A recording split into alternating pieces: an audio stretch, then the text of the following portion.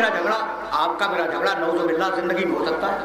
अब मैं मर जाऊं और मेरी कब्र से आप झगड़ा करें, कोई अगली बात तो नहीं है। तो ये कब्रों से दुश्मनी कहाँ से शुरू हुई? तो वो भाई अजीब बात है, अपनी जिम्मेदारी से नहीं बयान कर रहा हूँ। बड़े बड़े उलमा ने लिखा है, हवाला बाद में ले लेना उससे। बड़े बड़े उलमा ने, उन उलमा का ताल्लुक मेरे मसलक से नहीं है।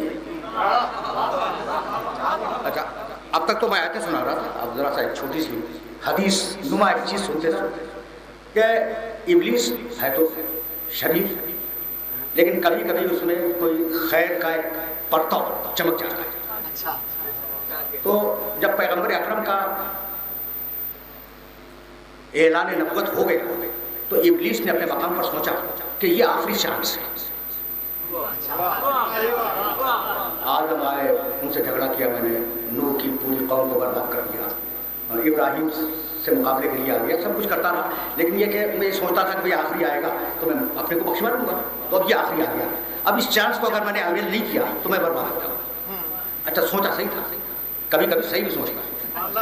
तो इब्लीस की हर बात गलत नहीं होती। भाई इसी बात से तो इंसान धोखा खाता है।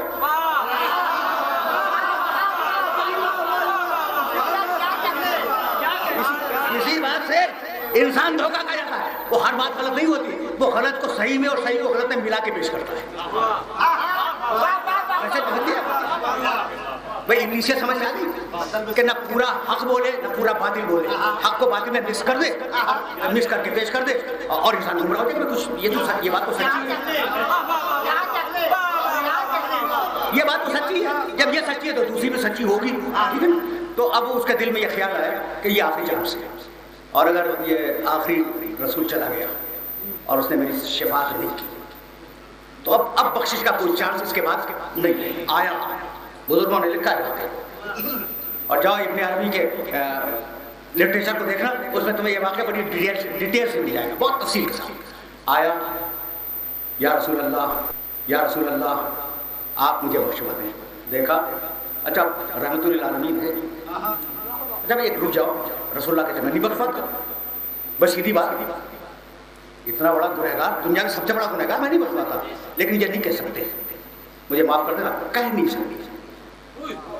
देखो एक आदमी आए, रसूलुल्लाह क्यों आए हैं? हिदायत के लिए। सुनते जाओ, इसलिए बड़े नाजुक नाजुक मराइल है, जिनको बहुत आसान करके तुम्हारे सामने पेश कर रहा हूँ। रसूलुल्लाह आए हिदायत के लिए, कोई आए या रसूलुल्लाह हिदायत कर दीजिए, वो कह नहीं करता, नहीं हो सकता ना। इसी तरीके से रसूलुल्लाह आए हैं शिफात के लिए, और एक शख्स कह रहा है मुझे बख्शवा दीजिए, तो ये नहीं कह सकते कि मैं नहीं बख्शवाता, चला जाता। रसूल पे वाजिब है, रसूल पे वाजिब है, उसे कोई तरीका ऐसा बताएं कि वो बख्शा जाए।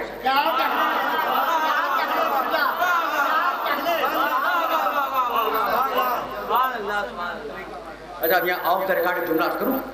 करबला के वाक़े के बाद यजीद ने सैयद सज्जाद से कहा था, किताबों में मौजूद है ये वाक़या, कि फर्जंद रसूल बड़ी गलती हुई, इससे बड़ा गुनाह तो हो ही नहीं सकता, आप कोई ऐसा तरीका बता दें मेरी मग़फ़िरत हो जाए। सिचुएशन वही है, ना यजीद इब्लीस से कम है, ना इब्लीस यजीद से कम है।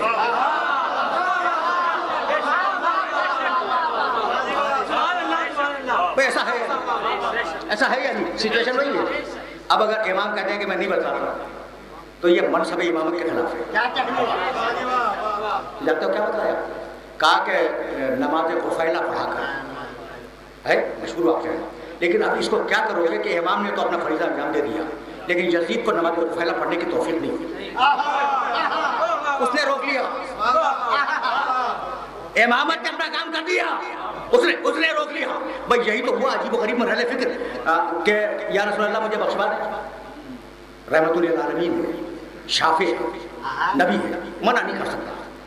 देखा इब्लीस को गौर से और कहा कि हाँ तू बख्शा जाएगा, लेकिन एक शर्त, जा और आदम के कब्र को सजा कर ले।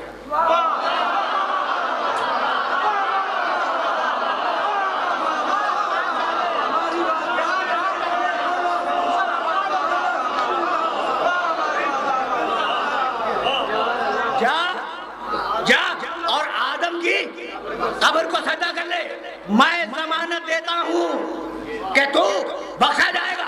चिड़चिड़ा गया, बदमिजाज हो गया, ये कहता हुआ चला कि जब आदम को नहीं माना तो उसकी कब्र को क्या सजा करूंगा। अब आइए सूरह मुबारक انبیاء کی 2 آیتیں آپ پڑھتے ہیں نماز غفیلہ کے اندر. نماز غفیلہ جب زبان پر نام آ گیا تو اس کی وضاحت تھوڑی سی. تو نماز غفیلہ کب پڑھیں گے؟ نماز غفیلہ ہے پھر نماز نافلہ، مگر کون سی نافلہ ہے؟ مغرب کی نافلہ الگ ہے اور یہ ایک عام نافلہ ہے. نافلہ ہر اس نماز کو کہتے ہیں جو واجب نہ ہو، فرض نہ ہو، نافلہ کہتے ہیں. آپ نافلہ کہیں، وہ نفل کہتے ہیں، کوئی حرج نہیں، بات برابر ہے. تو نماز نافلہ یا نماز نفل؟ نماز غفیلہ. اللہ کے حبیب نے ارشاد فرمایا کہ غفلت کے وقت میں کم از کم 2 رکعت نماز پڑھ لیا کرو. غفلت کا وقت کیا تھا؟ آج کل تو بڑی آسانی ہے میری اور آپ کے لیے، مغرب پڑھ کے عشاء فوراً پڑھ لیتے ہیں. اللہ کے حبیب کے زمانے میں مغرب کی نماز الگ ہوتی تھی، عشاء کی نماز الگ ہوتی تھی، اور مغرب کے بعد لوگ اپنے اپنے گھروں کو لوٹ جاتے تھے. جیسے ہی مغرب ختم ہوئی لوگ اپنے گھر چلے گئے، اور گھر جا کر پھر کھا پی کر، جو کہ عشاء گھنٹے 1.5 گھنٹے بعد ہوتی تھی، اس لحاظ سے آتے تھے.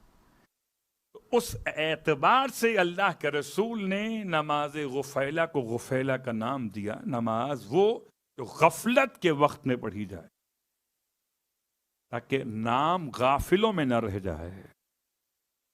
اللہ اکبر. 2 رکعت نماز. پھر آپ فرماتے ہیں خفیفتین، یعنی بہت لمبی چوڑی نہیں. بھوک لگی ہے، لوگ انتظار میں ہوتے ہیں نا کھانا کب پکے. خیر آپ کھانا بہت لیٹ کھاتے ہیں. 2 رکعت نماز ہلکی سی پڑھ لو. کیا ہلکی مطلب؟ کہ صرف الحمد پہ اکتفا کر لو. یہ میں ان کے لیے پڑھ رہا ہوں کہ جن کو اگر یہ آیتیں یاد نہیں ہوتی نا تو پریشان نہ ہوں. سرکار ختم یہ مرتبہ صلی اللہ علیہ وآلہ نے فرمایا خفیفت 2 رکعت نماز نیت کریں نماز غفیلہ پڑھتا ہوں قربتاً الی اللہ. اللہ اکبر، الحمد، رکوع 2 سجدے، پھر کھڑے ہوئے الحمد، قنوت، رکوع 2 سجدے، تشہد، سلام، ختم. کتنا وقت لگے گا؟ یہ ہے نماز غفیلہ.